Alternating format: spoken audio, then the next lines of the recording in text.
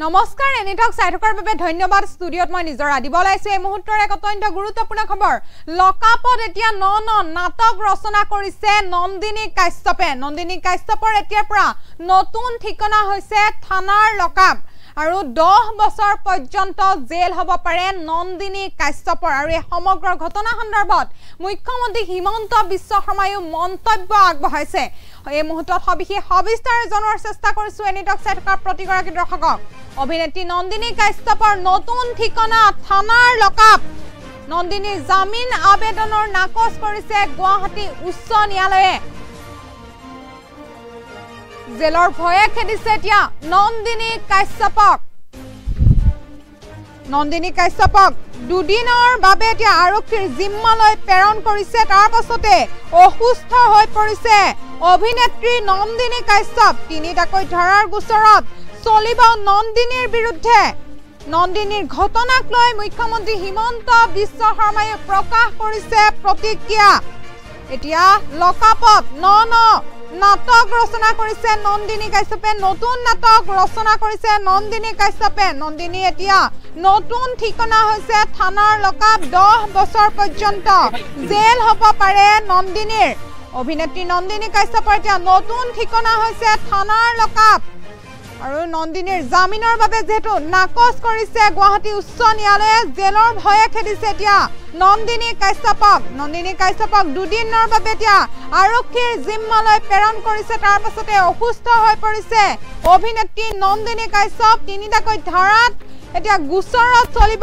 নন্দিনীৰ বিৰুদ্ধে নন্দিনীৰ ঘটনাক লৈ মুখ্যমন্ত্ৰী হিমন্ত বিশ্ব শৰ্মায়ো প্ৰতিক্ৰিয়া আগবঢ়াইছে 10 বছৰৰ বাবে জেলৰ ভাত খাব লাগিব নেকি নন্দিনীয়ে তিনিটা ধাৰাৰ ভিতৰত বিএনএছৰ 105 ধাৰাটো জামিনবিহীন হৈছে দ্ৰুতগতিত বাহন চলোৱাৰ অভিযোগ নন্দিনীৰ বিৰুদ্ধে দোষী সাব্যস্ত হলে কমেও 5 বছৰ পৰ্যন্ত যাৱজ্জীৱন কাৰাদণ্ড হ'ব পাৰে এনে ধৰণৰ মন্তব্য কৰিছে চৰকাৰী অধিবক্তাই তাৰ পাছতে অসুস্থ হৈ পৰিছে অভিনেত্ৰী নন্দিনী কাশ্যপ নন্দিনীৰ স্বাস্থ্য পৰীক্ষা কৰিবলৈ পানবজাৰ মহিলা আৰক্ষী থানালৈ গৈছিল চিকিৎসকৰ দল অভিনেত্ৰী নন্দিনী কাশ্যপৰ এতিয়া নতুন ঠিকনা হৈ পৰিছে লকাপ এতিয়া নন্দিনীৰ নতুন ঠিকনা পানবজাৰ মহিলা থানাত লকাপত আছে এতিয়া নন্দিনী কাশ্যপ দুদিনৰ বাবে দিছপুৰ আৰক্ষীৰ জিম্মাত নন্দিনী কাশ্যপ যেহেতু কালি CGM আদালতত হাজিৰ কৰা হৈছিল নন্দিনীক আৰু আৰক্ষীয়ে নন্দিনীক 5 দিনৰ বাবে জিম্মাত বিচাৰিছিল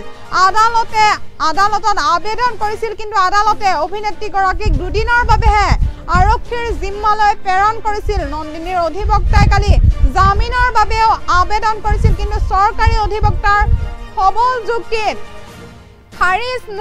খাৰিজ হ'ল নন্দিনীৰ আবেদন জেলত থাকি হতাশাত ভুগিছে এতিয়া অভিনেত্ৰী নন্দিনী কাশ্যপে পুনৰ 1 আগষ্টত আদালতত হাজিৰ কৰা হ'ব নন্দিনী কাশ্যপক হিট এণ্ড ৰানৰ ঘটনাক সামিউৰ হকৰ মৃত্যুৰ পাছতে দেখা গৈছে এতিয়া আৰক্ষীৰ তৎপৰতা আৰক্ষীয়ে জিম্মাত লোৱাৰ পাছতে লকাপত অসুস্থ হৈ পৰিছে অভিনেত্ৰী নন্দিনী কাশ্যপ নন্দিনীৰ এতিয়া স্বাস্থ্য পৰীক্ষা কৰিবলৈ পানবজাৰ মহিলা আৰক্ষী থানালৈ গৈছে চিকিৎসকৰ দল যেহেতু নিশা চেলাইন লৈ কটাবলগীয়া হৈছে এতিয়া থানাতে নন্দিনী কাশ্যপে লকাপৰ ভিতৰতে এতিয়া চেলাইন লৈ কটাবলগীয়া হৈছে নন্দিনীয়ে ইফালে কন্যাৰ যি অসুস্থতাৰ খবৰ পাই পুৱাই গৈ পাইছিল পানবজাৰ আৰক্ষী থানা নন্দিনীৰ মাতৃ আৰু এতিয়া এই হিট এণ্ড ৰানৰ ঘটনাক লৈ শেহতীয়াকৈ প্ৰতিক্ৰিয়া প্ৰকাশ কৰিছে মুখ্যমন্ত্ৰী হিমন্ত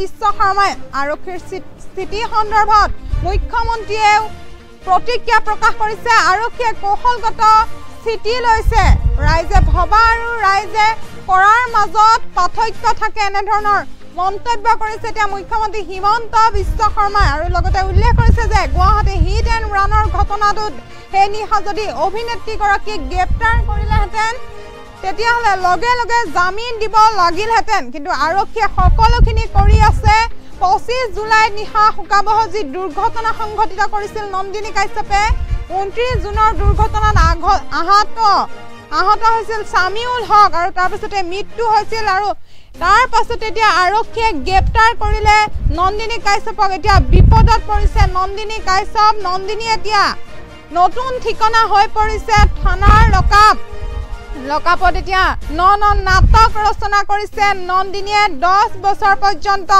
জেল হ'ব পাৰে নন্দিনীৰ। অভিনেত্ৰী নন্দিনী কাশ্যপৰ এতিয়া নতুন ঠিকনা হৈছে থানাৰ লকআপ। নন্দিনীয়ে জামিন আবেদনো নাকচ কৰিছে গুৱাহাটী উচ্চ ন্যায়ালয়ে। জেলৰ ভয়ে খেদিছে এতিয়া নন্দিনী কাশ্যপক। নন্দিনী কাশ্যপৰ দুদিনৰ আৰক্ষী জিম্মালৈ প্ৰেৰণ কৰা হৈছে আৰু তাৰ পাছতে অসুস্থ হৈ পৰিছে অভিনেত্ৰী নন্দিনী কাশ্যপ। 3টাকৈ ধাৰাৰ গোচৰত চলিব নন্দিনীৰ বিৰুদ্ধে। নন্দিনীক ঘটনাক লৈ মুখ্যমন্ত্ৰী হিমন্ত বিশ্ব শৰ্মাই প্ৰতিক্ৰিয়া প্ৰকাশ কৰিছে। আমাৰ হাতত মুখ্যমন্ত্ৰী হিমন্ত বিশ্ব শৰ্মাৰ প্ৰতিক্ৰিয়া আছে, আমি প্ৰতিক্ৰিয়া শুনাই ল'ব বিচাৰিছো। কথাটো হ'ল এনেকুৱা, যেতিয়া অভিনেত্ৰীগৰাকীয়ে মানুহজনক নক কৰিলে তেতিয়াই যদি আমি তেওঁক এৰেষ্ট কৰিলেহেঁতেন সিদিনাখনে ৰাতি আমি বেইল দিব লাগিলহেঁতেন। So' it was a strategy on the part of police. কাৰণ আমি গমেই পাইছিলোঁ যে পেচেণ্টজন চিৰিয়াছ আছিলে। সিদিনাখন ৰাতি যদি তেওঁক এৰেষ্ট কৰিলোহেঁতেন তেতিয়াহ'লে লগে লগে আমি তেওঁক ৰিলিজ কৰি দিব লাগিলহেঁতেন। কাৰণ যেতিয়ালৈকে মৃত্যু নহয় বা গ্ৰিভিয়াছ ইঞ্জুৰি আমি ৰিপৰ্ট দিব নোৱাৰোঁ তেতিয়ালৈকে এইটোতো নন বেইলেবল কেছ থাকে। গতিকে আৰক্ষীয়ে যিটো ষ্ট্ৰেটেজিকেলি যিটো কৰিব লাগে সেইটোৱে কৰিছে। She has been put in lockup আৰু will file chargesheet against her and it will be a case for culpable homicide.